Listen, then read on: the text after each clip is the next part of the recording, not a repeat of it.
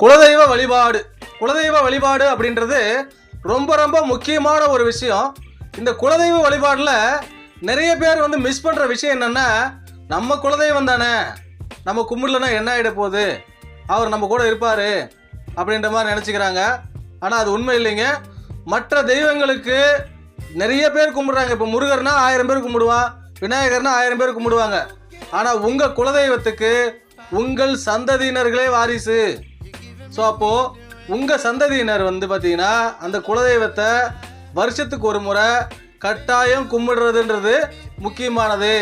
உங்கள் ஜாதகத்திலேயே குலதெய்வ சாபம் அப்படின்னு சொல்லி ஒரு வார்த்தை ஒன்று வரும். ஜாதகம் பார்க்கும்போது சொல்லியிருப்பாங்க. அதில் பித்ரு சாபம்னு ஒன்று வரும், குலதெய்வ சாபம்னு ஒன்று வரும்.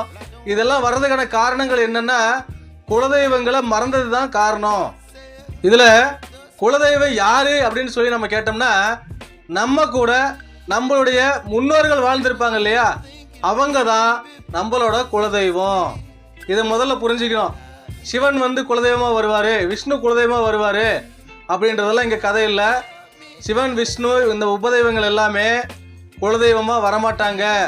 குலதெய்வன்றது நம்மளுடைய முன்னோர்கள் தான் நம்மளோட குலதெய்வன்றத புரிஞ்சுக்கணும். இந்த குலதெய்வ வழிபாடு அப்படின்றது ரொம்ப ரொம்ப முக்கியமான ஒரு விஷயம். இன்றைக்கும் பார்த்தீங்கன்னா நிறைய கிராமத்து சைடில் அது ஒரு பெரிய திருவிழாவாக கொண்டாடுவாங்க. பல பேர் பார்த்தீங்கன்னா இன்றைக்கி இந்த குலதெய்வங்களை மறந்ததுக்கான காரணமாக நான் நினைக்கிறது என்னென்னா, வேலைக்காக இடப்பெயர்வு பண்ணி வேறு ஒரு ஊரில் போய் அங்கேயே செட்டில் ஆகிடுறாங்க. சொந்த ஊரில் இருக்கிற குலதெய்வத்தை மறந்துடுறாங்க. ஸோ அதன்படி பார்த்தா இன்றைக்கி குலதெய்வத்தினுடைய சாபம் அப்படின்றது பெரும்பாலானவர்களுக்கு ஜாதகத்தில் பார்க்கும்போது இருக்குது. அந்த குலதெய்வ சாபத்தை நம்ம நிவர்த்தி பண்ணணும்னா நம்மளுடைய குடும்பத்தோடு இணைந்து அந்த குலதெய்வத்திற்கு ஆண்டுக்கு ஒரு முறையாவது பூஜை செய்வது என்பது மிக மிக நல்ல பலனை கொடுக்கும். இதுலேயே நான் வாஸ்து பார்க்க போகிற இடங்கள்லாம் கூட ஒரு சில இடங்களில் கவனிக்கிறேன். அவங்க ஜாதகத்திலே பார்த்தீங்கன்னா சில தோஷங்கள்லாம் இருக்கும். சல்லிய தோஷம் மாதிரியான சில தோஷங்கள்லாம் அந்த ஜாதகத்திலே காட்டும். நான் அவங்ககிட்டே கேட்பேன், குலதெய்வம் பண்ணி எவ்வளோ நாள் ஆகுதுன்னா, நான் குலதெய்வமே எங்களுக்கு தெரியாதுங்க, நான் எப்படி கும்பிட்றது அப்படின்ற மாதிரி கேட்பாங்க. குலதெய்வம் தெரியாதவங்க உங்களுடைய பரம்பரையில் முன்னோர்கள் பெரியோர்கள் யாராவது இருப்பாங்க. அவங்க எந்த ஊரில் வேணால் இருக்கலாம்.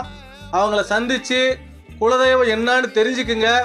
உங்கள் ஜாதகத்தில் உங்கள் குலதெய்வம் ஆண் தெய்வமா பெண் தெய்வமா காவல் தெய்வமான்னு உங்கள் ஜாதகத்தை வச்சு கண்டுபிடிக்க முடியும். அது எந்த தெய்வம், இப்போ பெண் தெய்வம்னா அதில் எந்த தெய்வம் அப்படின்றத உங்கள் முன்னோர்கள்கிட்ட கேட்டு தெரிஞ்சுக்கோங்க. தெரிஞ்சுக்கிட்டு குலதெய்வ வழிபாடை கட்டாயம் பண்ணுங்க.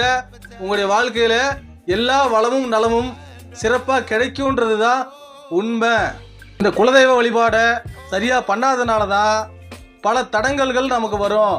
திருமணம் ஆகாதவங்க வீட்டில் நிறைய பேர் இருப்பாங்க, குழந்தை இல்லாதவங்க நிறைய பேர் இருப்பாங்க. வீடு பார்த்தீங்கன்னா கட்ட ஆரம்பிச்சிங்கன்னா கட்டி முடிக்க முடியாது. இந்த மாதிரி நிறைய சிரமங்கள் இந்த குலதெய்வ சாபத்தினாலையும் நடக்குது. இந்த குலதெய்வ சாபத்தை நிவர்த்தி பண்ணிக்கோங்க. உங்களுடைய வாழ்க்கை மென்மேலும் வெற்றி அடையும். இது போன்ற பயனுள்ள வீடியோக்களை தினந்தோறும் பார்க்க பாசிபிள் தான் 68 சேனலை சப்ஸ்கிரைப் பண்ணுங்கள், லைக் பண்ணுங்கள், ஷேர் பண்ணுங்கள், கமெண்ட்ஸ் பண்ணுங்கள். நன்றி.